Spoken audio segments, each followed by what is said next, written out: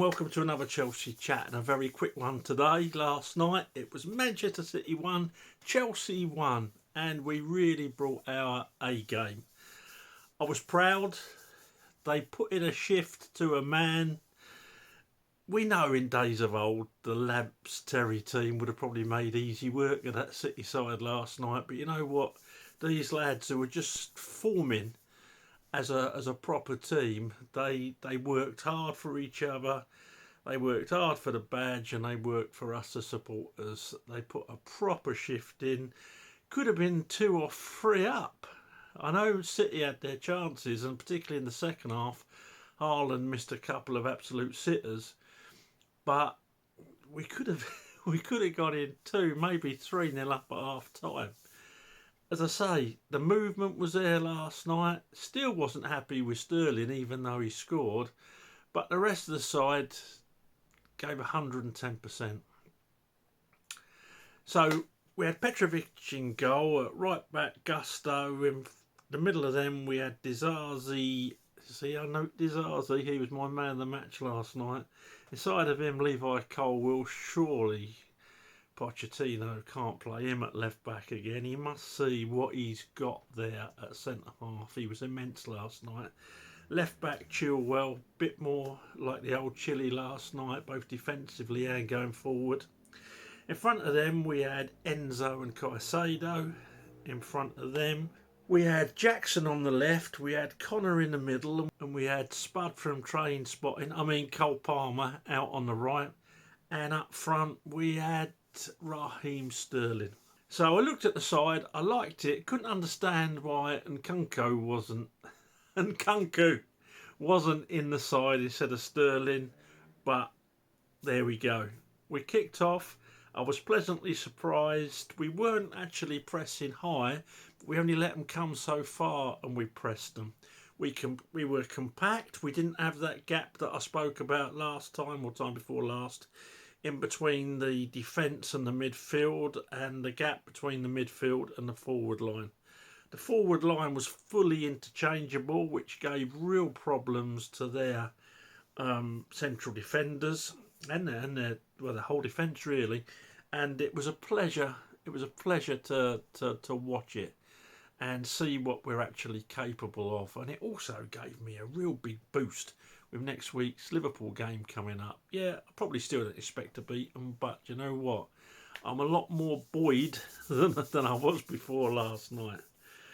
So yeah, they did everything that you need to do against City. They hunted in packs. They got back behind the ball when they lost it. They played on the break really, really well. Jackson last night. We've got Action Jackson now. And he looked a totally different player when he's coming in from that left. I like him there a lot. When you think how much we played for Mudryk, you know. And Mudryk will, I'm sure, blossom and come into his own. But it's nice seeing Jackson there. And we've got, I think, a bit more of a stable side. I think Poch is starting to get to know his first 11, really. And injuries aside, of course. And long may it continue like that. And the level of performance, the tempo was there. Disasi. Oh, I don't think I'll be calling him Disaster again, do you, if he carries on like that? It was immense. It was like seeing John Terry's negative out there. It was absolutely brilliant. I'm not going to go on. I'm just gonna score. Petrovic looked a little bit dodgy on a couple of occasions, and a couple of his bits of distribution were poor. Made one decent save. Didn't really have a chance with a goal because it was deflected off someone's leg, or I think he might have got it if it wasn't. And yeah, I'm going to give him a 5.5. Gusto gets a 7.5. I thought he was superb again last night. Biggest compliment. Didn't miss Reece James. Whether he was going forward or whether he was going back, everything was done with conviction. It was done with an offensive mindset. But he got there, he made the defensive tackles when he needed to.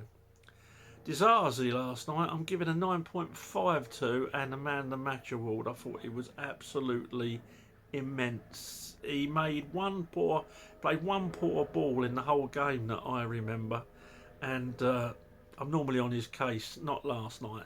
I hope he carries on really shoving it up people like me who called him disaster. Next, Colwell gets an 8.5.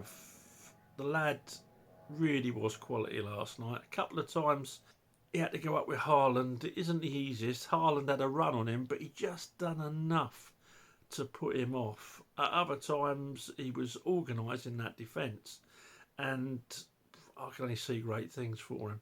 I hope Poch doesn't play him at left back anymore, because we really are missing out at centre half. People have been talking about Thiago Silva.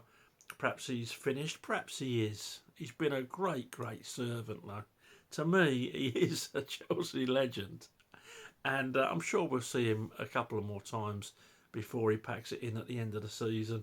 Maybe because of injuries or whatever. Maybe if we decide that we want to play a back three, I still think he fits into it, the best Chelsea 11 with a back three. But yeah, Colwell last night, absolutely immense. Chile last night gets a 7.5. Couple of bad decisions, but apart from that, did his job defensively, got forward when he could, bit more like the old Chile. In midfield, Caicedo gets a 7. Got to give away a cheap booking again. I don't know why he does that, but it puts him under pressure. And afterward, there was a couple of moments when I had my head in my hand because I thought he's going to go here. But no, put a shift in. Put a shift, the lad. Not his best game ever, but worked very, very hard. Enzo next to him gets an 8. I thought he was excellent last night. Did a lot of hard work, a lot of the ugly stuff, breaking stuff up. I took a point off him for that shot. When it was going to Jackson. And you know what I liked last night? When you can see a team's really developing. They were digging each other out. Although I've played at a higher standard, I reckon that the best side I ever played in was Limbury Boys Club side. And do you know why? Because we all respected each other so much. If someone was letting the side down, we could all have a go at each other. We all recognised their own failings, and we could always dig someone out, and we could always lift someone as well. So you're having a bad day, but you know what? Come on. And that's what Chelsea were doing last night. You can actually see a team materialising before our eyes. And Enzo last night, yeah, he was the epitome of that. In front of them, Connor put in his usual shift. Great work. He gets an 8.5 from me.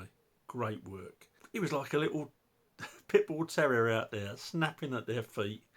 And yeah, what can you say? Connor's Connor, isn't it? Might not be the most skillful player in the world, although a couple of times lately he's made us think twice about that. But another good performance. Out on the left there, Jackson gets an 8.5. I thought he was right at it last night. Yes, he missed not a sitter. You got a goalkeeper coming. He got it behind him. He had to check his run, and the goalkeeper, one of the best in the world, is on you like a shot. But I would be expecting him to score, and he didn't. Just after, Sterling was a mile. Well, it wasn't a mile offside, but he was offside. That was pathetic. He had time to think about it. But that Jackson chance, it was quick on him. But that aside, some of his runs, the flick to play Gusto in, was it, for the goal? It was a really good all round performance. Spud over on the right wing. Cole Palmer, he again back at City for the first time, but he looked like he was enjoying himself. He really wanted to beat them, and he gets a 7.5. Wasn't his greatest game. I don't think he was allowed to play his greatest game really, because he was having to do a lot of defensive work as well, which he did. So, like I say, he's not the most physical of players, but he put a proper shift in. And last night, my personal disappointment, even though he scored, was Sterling. He gets a 6. took his goal brilliantly, but a couple of times he had the chance to play other players in, and he didn't. And not a lot defensively, not a lot.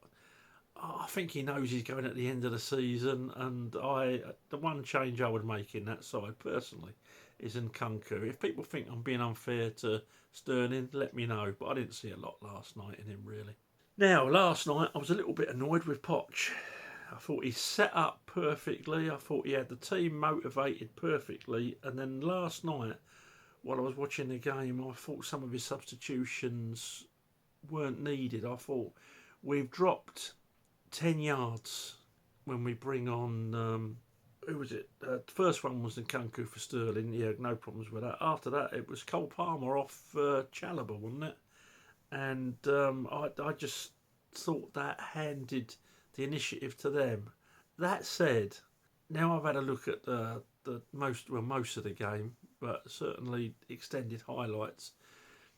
I think we were under the cosh before he made that, and I can sort of see where he's coming from. My job's not on the line. I can just sit and watch the telly and say I didn't agree with defensive substitutions. But after 71 minutes, we've got 19 minutes left. We're under the cosh. Would I have brought a defender on? If I was Poch, yeah, yeah, I would. Yeah, I would. If I was me sitting at home, don't matter. I could just say, oh, we've lost the initiative. But if I was Poch, I would have done exactly the same. I think. So yeah, Poch last night is still going to get an 8 from me because I thought we were set up well. I thought they were well motivated. I thought the tactics were spot on. He might have been, I've still got that thing about the subs. I still, me with no pressure, just a supporter watching the telly. I think stay on the front foot. If he stayed on the front foot and then we got beat, we would have said, "Oh, what sort of manager are you? Why didn't you bring on defensive subs? Why didn't you shore it up?" So he was damned if he did, and he was damned if he didn't. People saying on social media, "What do you think of Nkunku? What do you think of Nkunku? He's not as good as we thought, is he?" Well, he's hardly played. He's just come back from a great big long injury, and he's had how long was it? A game and a half. How can you possibly be judging a player after that small amount of time on the pitch? Not even match fit yet. Oh dear, give your head a wobble if you ask that question.